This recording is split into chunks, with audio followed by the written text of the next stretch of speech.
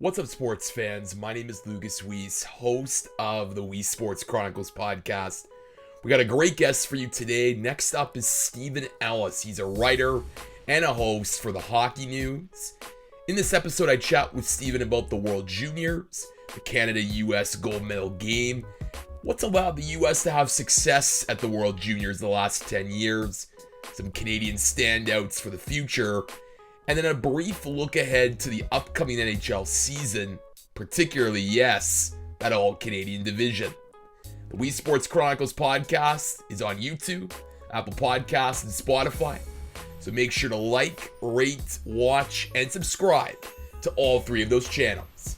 Now let's get to today's episode with Stephen Ellis on the Weesports Chronicles podcast. All right, as I said off the top, if you haven't seen Stephen Ellis on Twitter, I think you have to reevaluate your life a little bit. He's works at the Hockey News, works at the Line Movement, and I don't know, Stephen, did you just become like an artist, like extraordinaire? Because I feel like you've always been an artist, but I think like the artwork that you did at this World Juniors, you've raised the bar, my man. Stephen Ellis, once again, returning on the Weesports Chronicles podcast.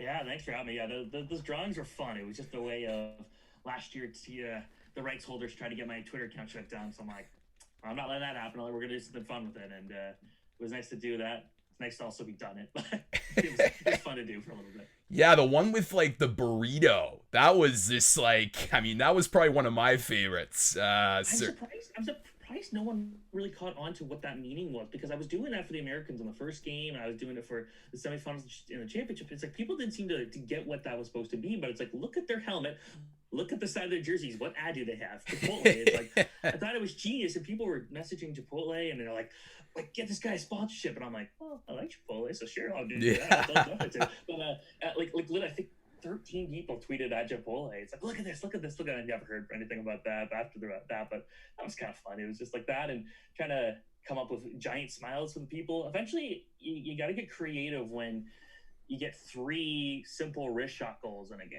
And It's like, well, how do I make that one look any different from the last one that happened 45 seconds ago? And so, yeah, it was fun. And my favorite one actually is I race in a iRacing league on Monday nights, and I had to have my dad tweet for me during the U.S. Semifinal game against Finland for the first period, because I was trying to race, because I'm in a championship. Of course. Against some big name drivers, so it's like, oh geez, I gotta do both. So I told him what to tweet based off of goals, but I'm watching the game on a second TV over here.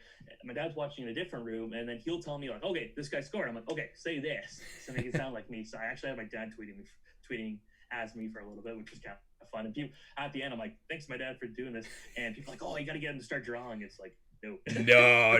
No. He could be your comms director, but there's only one art director. That's the one and only Stephen Ellis.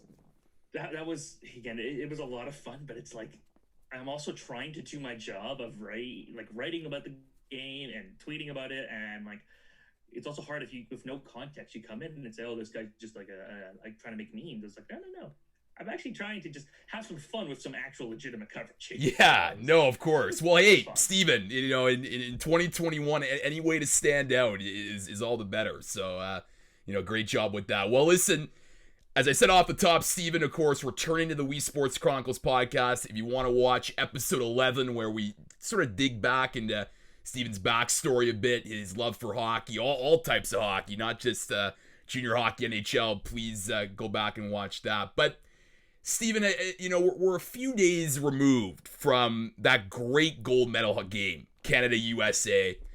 Obviously, Canadians probably a little disappointed not winning the gold, but I remember the days where Canada lost at the World Juniors, and honest to God, the day after on talk radio, there'd be calls for a commission to investigate, to figure out a way to make Canada better at the World Juniors, because my God, they lost. I felt like this time around, there was a little bit less of that and just more satisfaction that A, they made it this far, B, that we even had a World Juniors. Did you get that sense? Because that's sort of what I got, because boy, it was a great World Juniors and great end to a great tournament. Yeah, like I did see some, like not necessarily on other media, but just seeing kind of like on social media, and people were saying like Canada played sloppy. They put it's like, did you watch the same game as me? Because I Yeah. thought Canada played fantastic. Just the Americans simply played better, and they had a goalie who was playing the best hockey of the tournament. Their defense core was fantastic, and they showed kind of later in the tournament that even when they almost blew that game against Finland, I still thought their defense was pretty solid and limiting the chances. Just at some point, people do have to admit that the other team just simply played better at Mhm. points, and that's what Finland did later. But for in Canada's case, I thought they just did everything right. They had some unlucky bounces, like Bowen Byram had a chance in on a breakaway, didn't score. But Connor McMichael had a chance to break away. It wasn't a great effort, but again, he didn't score. So there were some moments there where it's like, yeah, like just some bad bounces. It happens, but Mhm. it's a shame, obviously, for if you're Canadians for that game to happen because as Ken Campbell for Hockey News, that was probably the best team. And if you look at the Yeah. stats, it proves the best team to never win a gold medal at this, or to not win a gold medal at this tournament. And I think that will leave a sour taste in the mouth of a lot of people. They'll say like, "Oh well, the team is good, but they didn't win." It's like, well, I think if you put that team in the 2018, 2018, 2020 tournaments, I think that Canada team wins Yeah. over the previous iterations. Even with Lafreniere, I just think this team was just simply so strong. And they at the same time they for a team that won 16-2 in a game, I felt like they could have could have shot more pucks overall. But I'd still say like it's just if you're Canadian, you can just take solace in the fact that yeah, it sucks you had to lose to the Americans, but at least the game was good, and you can admit that the Americans just played a simply better game. And I think if people were kind of suggesting otherwise, I would be a little confused. Yeah, and I think the Americans just did a really nice job in that game, just pushing the Canadians off to to the boards more. Whether it was in the offensive zone, not giving them a lot of space in the middle of the ice to really get to work. And I just think too that look, we look at the gold medal winners, and that history obviously remembers them in the record books. But like you said, and you mentioned your colleague Ken Campbell. I mean, this feels like a team that will be talked about maybe a little bit more than some of the other losing iterations of Team Canada, just because of the fact not only did they produce statistically really well, but just think about what this team had to go through to get to this point. When you think of the two quarantines, dealing with the health protocols, all that other stuff that was sort of away from the actual games. I know that Dylan Cousins mentioned it after the game, basically shutting down the notion that this team hadn't dealt with any adversity. They, of course, dealt with it during training camp with COVID-19. So, obviously, not you want to win gold medal if you're a Canadian fan, but you got to be satisfied with the way this team played, given the circumstances. I could see where Dylan Cousins was coming from with that adversity comment, and it's like what, like if the team subscribes to the idea that there was adversity, then Mm-hmm. that's what the belief. But they still had the longest training camp of any team. They Yeah. still were together more than any other team there, and so there's that, and they had more skill than most other teams by quite a long bit. I'd still say if you did a 7-game series, I think Canada beats the Americans, but the Americans show like as a group they could just be so good, and that's one of the best American teams you've ever seen in this Yeah. tournament. And we knew that was going to be the case with how strong their 2001 age group was. I did not expect though.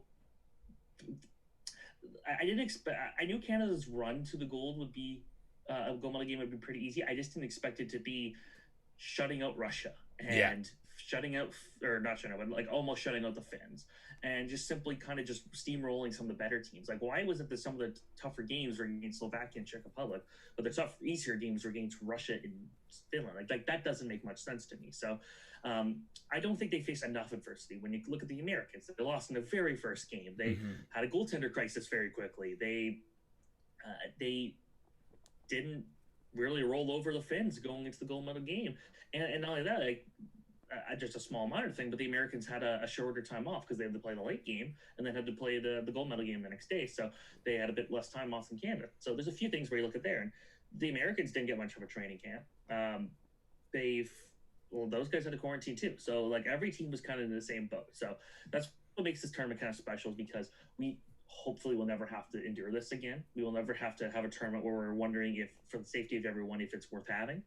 But the fact that for the Americans, like, they're going to hold that medal proudly and Yeah. say, like, not only do we beat Canada again for the fourth time and 5 times in the gold medal game, but we did it under these extreme circumstances, and we were the underdogs. And I think the Americans could be very happy about that. And Canada should be very pleased with the performance. It's going to be a shame to just see, again, if you're Canadian, to not see that team go out there and win. But if you get outplayed, you get outplayed. And the Americans will also show that barrel with pride as well. Yeah, I thought that was funny, and I'm a Canadian, and like obviously there were a lot of people who took offense to it, and the story behind the barrel thing was a little out there. Whatever, sure, yeah, I will believe you, sure, but I wish they kind of just we just thought Canada was trash. I think that'd be way funnier. Oh, for sure. Tournament for teenagers. Some of my favorite moments of the tournament was Yakupov going out and trashing Team Canada and like other things like that. Like the moments where they show that they're still teenagers makes it fun. I don't want them to already be robots giving cliche answers like we saw early, like in these interviews.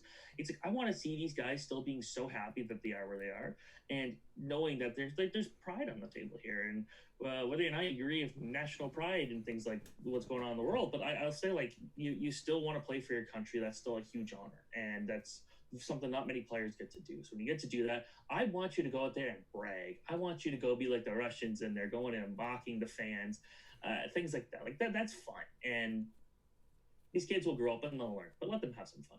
No, I agree, and like for people to take offense, like sports is so exciting because of the rivalries. Like I think you want to see that sort of raw, emotional, back and forth between the teams. And I just think it adds fuel to this rivalry so that next year, if Canada and the US were to play again in the World Juniors, Canada may remember that. They may use that as motivation.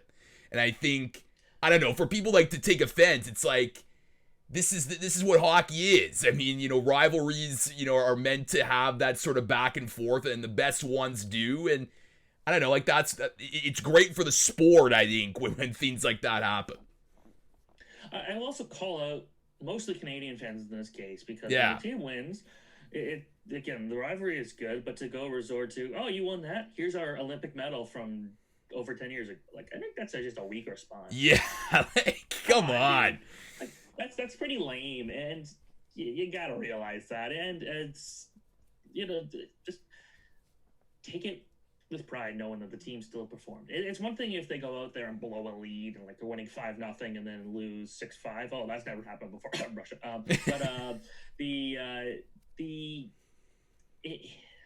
Show some pride and don't go start attacking people, and don't go make jokes about what's going on in the capital in regards to the World Juniors. Jeez, that was that was pretty dark. Turned dark pretty quickly. But it's. But it's hockey. Yeah, we're talking teenagers here. People need to take a little less serious and personal and stop attack. Like this year, I didn't really see any players getting attacked on social media, and also I do, based off of what I've seen, I think that part's kind of overblown. I think like we look at 2 or 3 people really being angry about people, and then we get exploded as everyone being so rude to the players. I don't think it's as bad as some people make it out to be, but at the same time, it's. People get passionate about hockey. Yeah. I just think looking at our medals from 10, 15, 20 years ago is just a pretty weak response, though. Yeah, no. I definitely agree. And you mentioned earlier, Steven, which I mean, this 2001 group, of course, very talented, very, very stellar. But I think it was James Myrtle who tweeted, like, just ranking the last 10 years, just the countries that have won the most gold medals at the World Juniors. And the Americans are at the top with 4 the last 10 years. What is, from your research and you following this, like, what has led to that? Like, what has led to just sort of, I mean, you're obviously going to have Canada there in the mix, but the Americans have done a really nice job developing and molding some pretty top talent. I will often take an NCAA player at 19 as being a potentially, like, if they were equal between an NCAA player at 19 and a CHL player at 19, I definitely give a bit more credit to the NCAA guy just because you're playing often harder competition. But obviously the U.S. National Development Program has been a success. It took a long time. Like even in the early 2010s, there were some pretty just not great years, but they've really started to improve on that. We see them; they're always a contender. We knew last year when they lost to Finland, and people, I think, almost revisionist history on that team where they say like, oh, like this is not a great tournament. Spencer Knight lost one game. It was a 1-0 loss, I believe, and it was like people were saying he didn't have a good tournament. It's like, did you not watch him last year? Yeah. So I think like the program's just starting to really churn out big players. The guys are not going to the OHL, where we look at the OHL draft and a top 10 is not really the top 10 best prospects like you'd see in other drafts. It's because so many of them are going to the U.S. National Development Program, and it's a little different than WHL. They get drafted a year earlier, but for here, it's like some really key players just decide, yeah, we're going to go here. So they've now done a good job of attracting the top talent, and it's not just like, oh yeah, this is a good program but not the best. Once they got some big players and they got the names that were really important, I think they started to realize, well, okay, we can keep getting more quality players, and it's like that could, like, that didn't need to be a long-term change. Like, you just get 1 or 2 years of like really good players like Eichel and Matthews and guys like that, and then all of a sudden you're going out there and you're getting the Zegras, the Jack Hughes, the Rutger McGroartys and stuff. And like, let's not forget, Jack Hughes applied for OHL exceptional status. He was actually, if he got that, we may have not been talking about him being on that development team, and maybe that team looks a little different. But I think that's still just the fact that they're able to finally attract the quality stars each year, where they are getting the best guys. That's a really good sign, and that familiarity when they get to tournaments are huge, because like a lot of that group have already played together at 4 or 5 international tournaments, on top of having played together in the program as a group. So that's really good. And while the 2002 age group wasn't the best year for the U.S. National Development Program, they still got some good players. The 2003 and 2004 are really, really strong groups. So we're going to continue seeing these American teams go out there and be very competitive over the next few years. And we'll probably see the second Jack Hughes. There is a Jack Hughes on the U.S. National Development team. He goes by Jackson Hughes, but it's not the name he went before he went into this program. I think we're going to continue seeing the Americans do well. But the fact that they've got everyone to subscribe to that mentality that this is a very good program, that's a good sign. Yeah, like that's obviously huge, right? I mean, you know, it takes a while, like you said, to develop a program, and once you get that buy-in and once you get the output that these guys are going to be good, whether it's in the form of gold medals at the World Juniors, success in professional hockey, certainly, increases the reputation of the program. And you mentioned Trevor Zegras, and to me, I thought he was one of the top players in this tournament, you know, if not the top player. I mean, he ties America's career World Junior all-time scoring, and the Anaheim Ducks, I mean, they had a lot of prospects in that gold medal game, same with the LA Kings, but I think when you look at Zegras and his ability to be a playmaker, make unique plays, you know, his passing ability, fantastic. I just think he's going to be a player to watch out for years to come in the NHL. Zegras is one where he was kind of a polarizing player, because it's like you wondered if the one thing I don't like about social media and sharing video clips in a lot of cases is you'll see a guy that will pull off this incredible move against a junior team or even a college team, and you're like, man, look how talented this guy is. Well, he might be very talented. The odds of him pulling that off consistently ever in the NHL is like almost nothing. Yeah. That's why some scouts, I did a story on like what makes Zegras good. I talked to some coaches of his and some scouts, and I was like, what do you notice? And the one thing that kept popping up was like, he's a wizard with the puck. He can just come up with some creative plays, and he always makes the defense, like one of my favorite plays is he'll come one-on-one and he'll just stare at the defenseman and he'll skate, make the defenseman try to make the first move. Defenseman makes the first move, Zegras gets around, goal. Yeah. He does that so effectively, and I really like what he could do there. So he brings so much to the table in his offensive skill. His defensive play is becoming better. He can kind of just play any role they really need him to, and that's what was really good about him. So Zegras is going to be a very good player. I'm very, very confident in that, and I don't know how his, again, as one scout said, his wizardry skills, I don't know how that will really transfer over in terms of will he be able to pull off all those moves all the time? I don't know, but when he gets the puck, he knows what he's going to do with it. Nobody else does, and he often wins those one-on-one puck battles, and I really like watching him. When you look at Canada's team, Steven, what players stood out to you this tournament? And do you have any sense of the players that may return for next year's team? Yeah, so obviously Dylan Cousins, that's an easy one for me. He's the best Canadian player in that tournament, and I had him on my All-Star team, and most people did, so he was very worthy of that. It's kind of a shame that he had such a good tournament. He won't be back next year, but he had two really strong runs. I thought he was really good when a year ago, and he really kind of showed up again. This was a very 2001 focused team. There aren't many guys that can return, and of the group that can return, Byfield and Cole Perfetti could both be playing in the NHL. Jamie Drysdale potentially too. So then you're left with Caden Gooley, and you're left with Dylan Garand. And Garand, he was a backup goalie, but he did get some time playing against Germany. I do think we are going to see him he'll be the starter next year, and we'll likely see Tristan Lennox called up, and we'll see some other guys. So they will have some solid goaltending, I think. And I know that was a thing that people were really concerned about this year at the tournament, but the one thing is, it's like almost when you watch Canada and you say they don't have a number one goalie going into camp, I think that's almost been like the recipe for success there. Yeah. Like Joe Hofer and Devin Levi back-to-back years. And I know a lot of people even some of the Twitter scouts were saying like, this is not a good goaltending team, not even a good defense team. But I think they proved that was two of their strengths of this team, where Devin Levi played fantastic. So it'll be up to Dylan Garand to go out there and kind of to play that same role.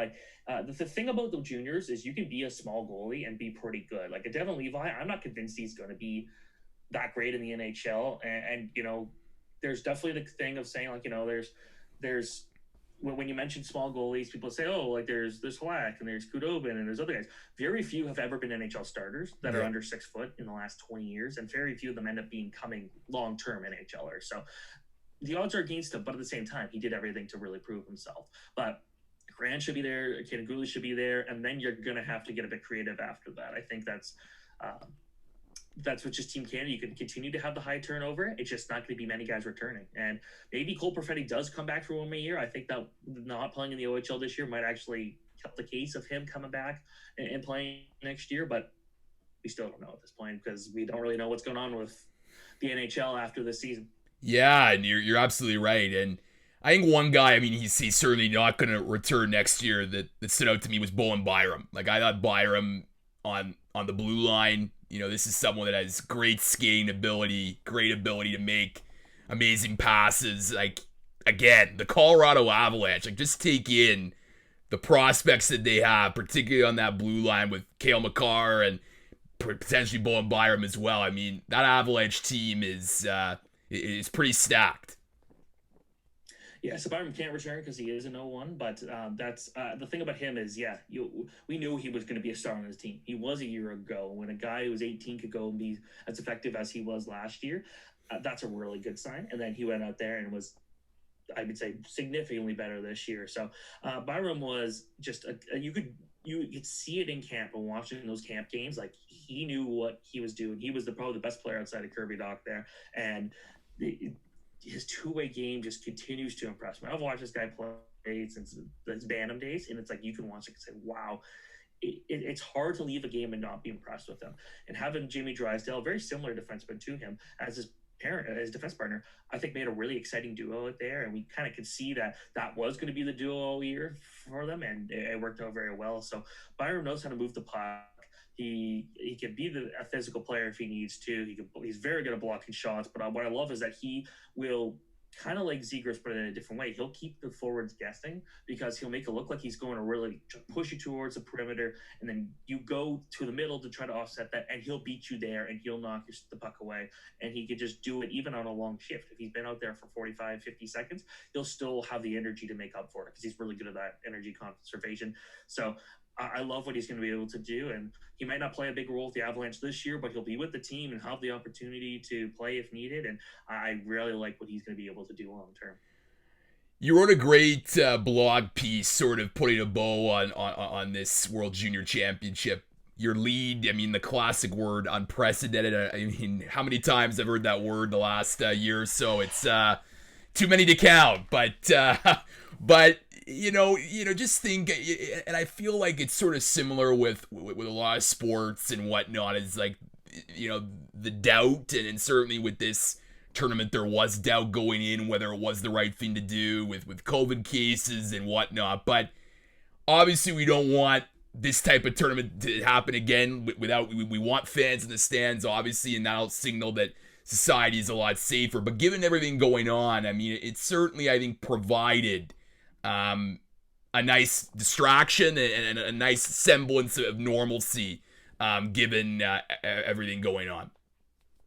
Yeah, it's very easy to look at the tournament and say that was not a priority, and it shouldn't have been a priority. And having it happen, it's like there was definitely a risk, but at the same time, like you talk to the experts and people and saying like there might not be a safer place than inside a bubble for a high-end hockey event. And we saw that the Stanley Cup playoffs. We've seen that now with the World Juniors, and it was successful. And the thing about the German and Swedish COVID situation was both those teams had positive COVID cases before they showed up. Mm-hmm. So it was likely just caught late for those guys. So there's that. And the same thing is like there were a lot of people saying like they wouldn't support watching the tournament because of, you know, the fact that it may not be the right thing to do and putting the kids at risk, but they all agreed to be there. They wanted to be there. And if you asked them 10 times out of 10, they would say, I want to be there. There were players that on some of the smaller teams that declined the opportunity and said they'd rather just stay home. And I bet you there were some other cases that just kind of weren't really publicized that much. But in that case, you definitely respect those opinions, and you can't be wrong with that at all. But the players wanted to be there. They were there.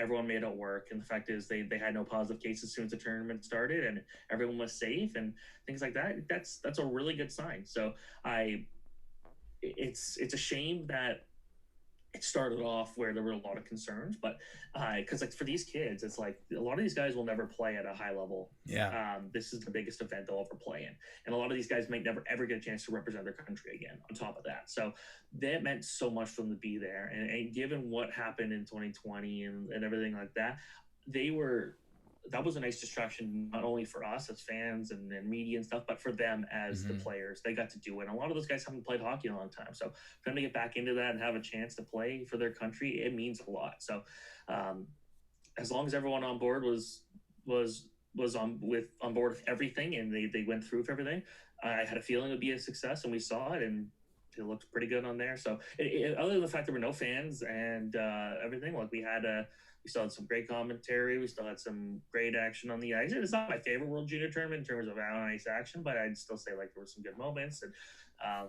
there's next year we'll get back to talking about how expensive the tickets are. Yeah, we'll be back to normal, and we can get back to that. But I hope we never see anything like that again. That sucked, and I feel bad for the Spengler Cup teams. Like I said, I was a huge event, huge Spengler Cup fan, and the women's under 18 tournament, they got really screwed out of it all too. And like a lot of those players won't be able to play again for their country. So you can't take those things for granted going forward, I think.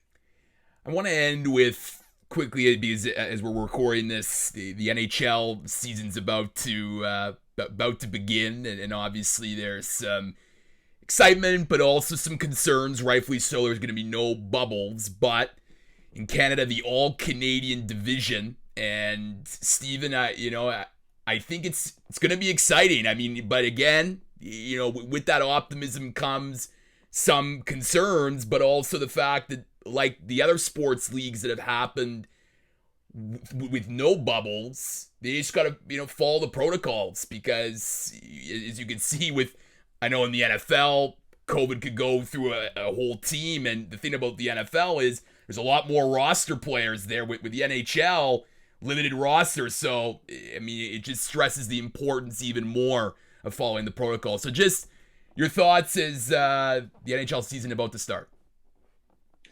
The good thing is the NHL had their trial run of how to handle everything during the playoffs, and obviously that bubble situation is going to be different than we have now, but they're still limiting travel, so you're not having to travel for far distances. You don't, for Canada, you're not going across the border. Well, actually, in both cases, you're not going across the border. So there's some positives out of that, but it is going to be a lot tougher to navigate. You really need everyone, and I mean every single person involved with these hockey teams, to be fully on board with making sure everyone is safe. And we've already seen where there's been reports of Dallas and Columbus where there's potential COVID cases at the time of this recording. So they need to be very careful. And if they go the whole regular season and let's say they had 10 positive cases, that could still be viewed as a success given that they're still back in the normal world. And but I do hope that we get to the point where we're not worrying about this quite soon. And I want to see fans in the stands. There's just no point in risking that right now. And there's some teams that are doing it, and let's hope they handle it correctly. But for those in Canada and the places where they won't have fans, like, just be patient. It will come back and you'll be able to watch again, but in person. But I'm curious on how this is going to go. But it seems like the NHL learned something, and they had that fresh start where they were able to do the bubble and they were able to tackle things. And if there was an issue, they were prepared to handle it. So a little different now, but it seems like the NHL and all the teams are very confident, because I don't think the players were very hesitant to get back to this. They want to be playing, but they knew there was a lot of risk of it. And I think that the guys who are willing, the fact that they are going ahead of everything, and there will be, for the most part, pretty much every player, every team, and there will be every team involved. I think the people in charge seem very confident about it. And in that case, as fans and media, you got to hope that is the case.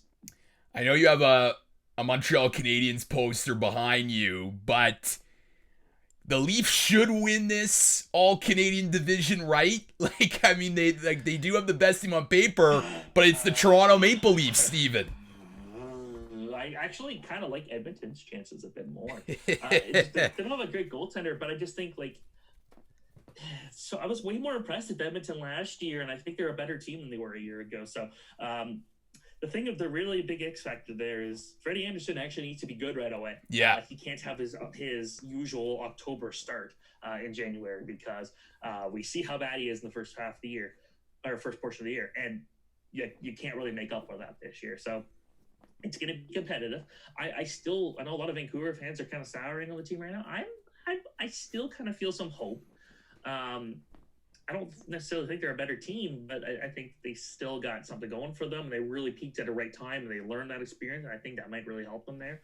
I have no faith in the Canadiens, and we keep getting ripped apart on our YouTube video previewing the Habs, but it's like, guys, the Canadiens aren't really that much better. Yeah, that's actually a Montreal Canadiens form chair, like a real one. And I wasn't even born when that arena closed. It was like a few months later, but yeah, it's just like Toronto is definitely one of the top. I would say I like Edmonton's shot at it, and I like Toronto's shot. Vancouver's like a nice third, but it's going to be a good competitive group. But also, like, we can't discount Calgary either. Like, they had one bad year, but I think they're a better team than they were last year now. So assuming Jacob Markstrom plays like Vancouver final 2 years, Jacob Markstrom, and not like early years Jacob Markstrom, I think they'll be in a good shape. Stephen Ellis is the host of the Hockey News Now, KHL Report, and Prospect Podcast. He does hockey content for the Line Movement. Stephen, your coverage of the World Juniors is always so fantastic. All the best to you for the upcoming season, and thanks so much for coming on again, the Weesports Chronicles podcast. Absolutely. It was a lot of fun. Thanks so much.